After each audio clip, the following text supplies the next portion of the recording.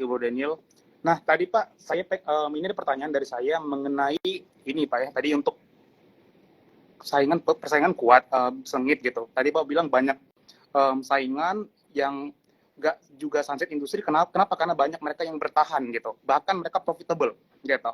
Nah, ini saya pengen tanya gimana nih strategi dari Bapak, terutama sebagai CEO ya, agar Ricci ini, terutama brand GT Man, Ritsoni, itu menjadi tetap brand pilihan masyarakat gitu. Apakah menurunkan harga, apakah meningkatkan kualitas, harga dinaikin, atau segmentasinya diubah, atau kayak gimana Pak?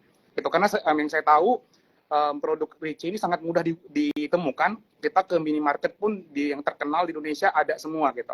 Jadi sangat mudah dicapai gitu, dan juga target marketnya adalah orang-orang perkotaan yang dimana mereka sekarang lebih suka pergi ke minimarket ya Pak ya, dibandingkan ke grosir-grosir besar seperti itu.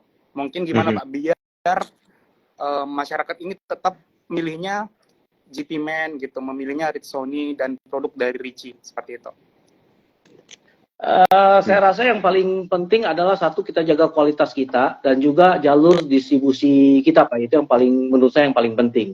Jadi yang mungkin tadi di pertama ada pertanyaan mengenai online atau bisnis B2C itu untuk mempertahankan GT Man sebelum ke konsumen kita, otomatis kita harus pertahankan kita punya customer Pak, klien kita. Jadi kita akan tetap terus bekerja sama dengan klien customer kita ya. Jadi kita lebih fokus karena B2B Pak. Bukan dengan caranya, oh sekarang online itu lebih hebat, lebih bagus. Oh berarti kita dari PT Diki harus mempunyai website online dan kita jual online, kita langkahkan kita punya customer. Saya rasa tidak bisa seperti itu. Jadi kita akan terus tetap mementingkan itu jalur distribusi kita.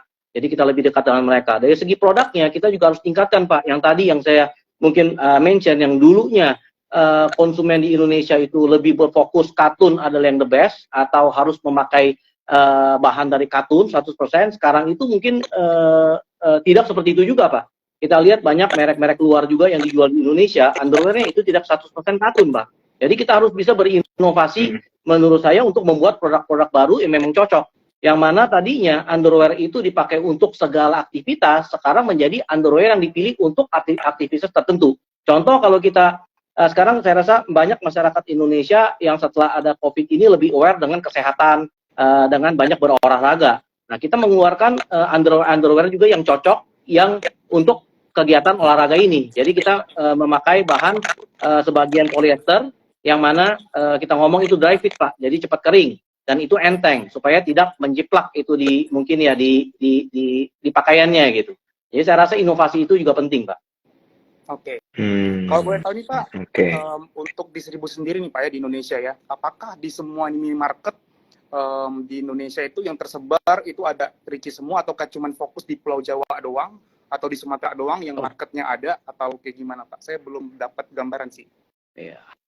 Harusnya kalau merek GT Man itu sudah ada, bukan hanya di minimarket, mulai dari tradisional market sampai ke modern market ya. Kita sudah sebar dengan memakai kita punya anak perusahaan dan cabang. Kita sudah sebar, bukan hanya dengan minimarket Pak, dari tradisional market sampai ke modern market Pak. Jadi minimarket, supermarket, hypermarket, department store, itu semua kita sudah kita distribusikan Pak. Di berapa provinsi Pak kalau sekarang Pak di Indonesia? Sudah semuanya Pak ya. Kita sudah kita cover Pak.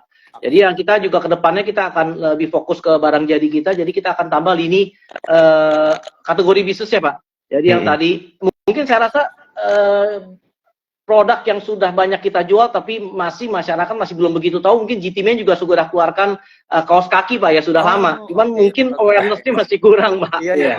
Jadi ya. Kenaikan penjualan kaos kaki GT Man dibandingkan tahun lalu dengan tahun ini itu 23% Pak. Wow. Keren, Pak. Keren. Oke. Cukup lumayan Pak. Jadi kita akan tambah kategori terus Pak. Oke. Nah, ini pas banget Pak. Saya langsung tiba-tiba pengen nanya Pak untuk penyumbang bottom line yang paling besar Pak. Ini di kategori apa? Tadi kan udah ada 23% Pak, kaos kaki gitu. Kalau kategori lain, apakah ada penyumbang terbesar juga Pak? Dari segi yang apa nih menjadi Pak? komponen. Profit, Pak? Iya, Oh, ya. dari segi profit, Kita Pak. tetap dengan core bisnis kita Pak, underwear Pak yang pasti Pak. Oh ya, tetap ya berarti Pak ya. Mantap Pak. Tetap underwear Pak. Saya juga harus cari nanti yang produk kaos kaki, saya juga baru tahu ini Pak. Untung saya IG live. Jadinya Semoga saya anti tahu hate nanti terus saya Pak cari. Jitingan Pak. Iya, siap.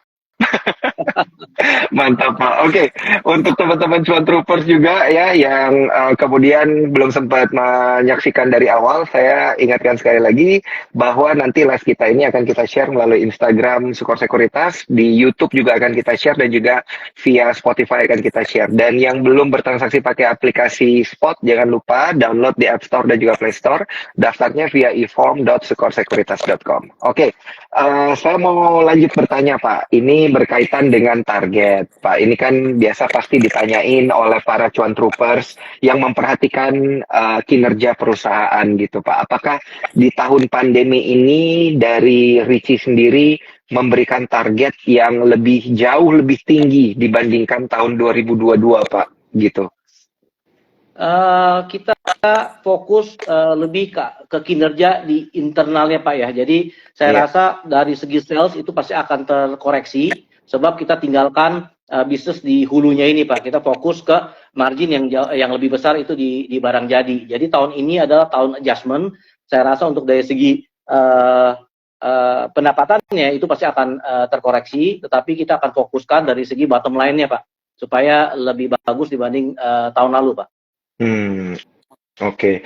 Ada strategi untuk menambah produk kategori lagi kah Pak, dan juga menambah kayak istilahnya kalau misalnya sekarang brandnya itu masih untuk retail, nanti ada bikin yang untuk premium gitu Pak. Oh, Yang kalau lebih segi underwear premium saya gitu. rasa GTMate sudah mengcover di underwear saya rasa kita sudah cukup untuk mengcover area di Indonesia Pak ya. Mm-mm. Kita akan mungkin Bapak tahu belakangan ini ada film yang top Barbie Pak. Iya. Saya Nah itu untuk udah nonton Indonesia Pak. kita pegang franchise-nya juga Pak. Wah, Oh, oke. Wah gila, mind blowing. Saya baru Ya, tahu jadi ini kita Pak. ada pegang license-nya untuk market di Indonesia Pak. Jadi ya kita akan tambah kategori seperti itulah. Mungkin ya tidak jauh-jauh dari garment business, tetapi yang lebih ada branded dan distribusi ini Pak yang kita akan tingkatkan terus Pak. Oh, luar biasa Pak. Wah, kalau Cuan Troopers tahu ini sih langsung jadi optimis nih. Cuan Troopers banyak yang udah nonton Barbie soalnya. Silakan Wilson, pertanyaan follow up-nya. thank you Bro Daniel. Nah, ini kan Pak, semua tadi Bapak bilang bottom line-nya tetap profit. Saya sangat setuju banget sih Pak. Buat apa revenue gede-gede tapi nggak bisa ngasilin profit? Gitu, lebih bagus fokus ke efisiensi, which is udah terbukti sekarang, kelihatan hasilnya gitu, dan investor happy. Kita happy, kenapa? Karena dari sisi rasio, dari sisi PBV, PER yang kita lihat itu membaik banget gitu. Ini kalau dari data RTI, PBV-nya 0,38 ya, PER-nya 6,22. Artinya emang secara fundamental semakin menarik gitu Pak. Nah, yang saya pengen tanya ini adalah Pak, untuk mencapai hal ini tentu diperlukan yang namanya tata kelola perusahaan yang baik. Itu adalah GCG-nya, Good Corporate Governance. Nah, bagaimana sih GCG diterapkan pada perusahaan? Tadi kita udah ngomongin strategi, udah ngomongin financial, sekarang lebih kepada kualitas dari tata kelolanya. Karena banyak banget perusahaan tanpa GCG yang bagus, akhirnya ada fraud, ada utang yang tiba-tiba muncul Betul. seperti itu, ada manipulasi laporan keuangan, akhirnya yang rugi siapa? Yang rugi investor. Itu kasihan banget sih Pak. Gimana kalau pandangan Pak Tulus? Ya, saya rasa kita sudah cukup melakukan mungkin evaluasi di dalam diri kita sendiri, Pak ya. Jadi segala keputusan yang ada itu juga bukan hanya saya sendiri yang mengambil keputusan itu, kita juga sudah berhati-hatilah untuk mengambil langkah berikutnya. Terus terutama misalkan dengan cara kita memberhentikan kita punya hulu juga itu kan boleh dibilang itu strategi yang sudah ada di PT Diki sendiri itu kan kita rubah ya, hampir 180 derajat kita rubah Pak. Jadi ya kalau tadinya kita integrated, otomatis hulu itu kita sekarang kita sudah tidak fokus lagi. Ya itu juga bukan hanya dengan keputusan saya sendiri, tetapi dari tim kita ya semuanya kita lakukan itu. Nah dari segi peraturannya saya rasa kita sudah ikutin Pak dengan peraturan yang sudah ada Pak. Iya. Berarti semua GCG udah dilaksanakan Pak ya untuk memastikan bahwa sesuai SOP termasuk menjaga kualitas produk yang paling penting dan juga menjaga hubungan baik sama distributor agar margin tadi semakin besar ya bisa dapetin keuntungan dan juga meningkatkan performa dari perusahaan ya Pak ya. Jadi tetap melakukan sesuai dengan prosedur tetapi diperbaikin yang mana yang bisa lebih efektif. Oke, bagus. Terima kasih banyak Pak untuk sharingnya. Mungkin satu lagi nih Pak ya, satu lagi dari saya nih sebelum ke Bro Daniel ya. Ini saya penasaran nih Pak, mungkin ada teman-teman Cuan Troopers pasti ada dong yang tertarik nih kalau misalnya pengen tahu nih kalau kerja di Ricci itu gimana sih kerja di perusahaan tekstil. Ini working culture-nya gimana nih Pak kalau di Ricci sendiri? Bapak sebagai CEO, apakah tipe yang mungkin Bapak bisa jelasin kayak gimana? Bekerja working culture. Kalau dari segi saya di bisnis tekstil ataupun garment ini Pak dan distribusi saya rasa cuma satu Pak, harus giat kerja aja Pak. Tidak bisa santai Pak. Tidak bisa santai Pak. Bebannya berat sebab kita mempunyai armada yang banyak kan Pak ya. 3.000 lebih orang yang bekerja dengan kita kan dikalikan 4 yang setiap kali founder saya kita Pak Diki Gunawan bicara ke saya. 1 orang dikali 4 Pak yang di rumah. Itu tanggung jawab kita besar sekali Pak. Jadi tidak bisa diam Pak. Oke. Luar biasa. Ini kayaknya Bro Wilson kirim CV nih kayaknya ntar lagi. Bercanda. Yang pengen ini tetangga gitu. Oh iya siap. Oke Pak, saya punya 2 pertanyaan Pak. Satu dari Cuan Troopers dan satu lagi mungkin pertanyaan pamungkas yang wajib kita tanyakan kalau kita IG live bersama dengan emiten. Yang pertama ada Cuan Troopers yang bertanya nih Pak, apakah ini kan Ricci sendiri sudah sangat-sangat kuat brandnya ya di pakaian dalam khususnya pria gitu Pak. Apakah suatu hari nanti akan membuat satu anak usaha lagi yang berfokus pada pakaian dalam wanita gitu Pak? Itu yang pertama, dan yang kedua, apakah ada perencanaan pembagian dividen ke depannya? Udah Pak, itu 2 aja Pak. Yang pertama dari gimana Pak? Saya coba sekali Pak supaya saya jangan salah jawab Pak. Oh iya Pak, yang pertama kan untuk Ricci sendiri sudah sangat kuat Pak untuk lini produk untuk pria Pak. Apakah akan membuat satu anak usaha lagi yang fokusnya untuk produk yang berfokus pada pakaian dalam wanita misalnya Pak gitu. Jadi lebih banyak lininya. Nah, kenapa saya tanya sekali lagi Pak supaya jelas Pak. Jadi memang itu di segi industri itu kelihatannya sama tetapi berbeda Pak. Nah, sebelum COVID mungkin kita mempunyai kebebasan atau keleluasaan ya untuk mungkin berinovasi memasuki lini bisnis orang lain gitu Pak. Tapi kalau sekarang pasca COVID dengan jangka waktu mungkin 1, 2 atau mungkin 3 tahun Pak, kita akan lebih fokus ke produk-produk kita saja Pak. So marketnya masih besar Pak. Kalau kita masuk lagi ke lini underwear untuk wanita, itu lini bisnis yang berbeda lagi Pak. Konsumennya otomatis beda Pak. Dari biru ke pink Pak menjadi Barbie. Kalau Barbie kan lebih ke garment Pak. Kalau underwear itu complicated Pak.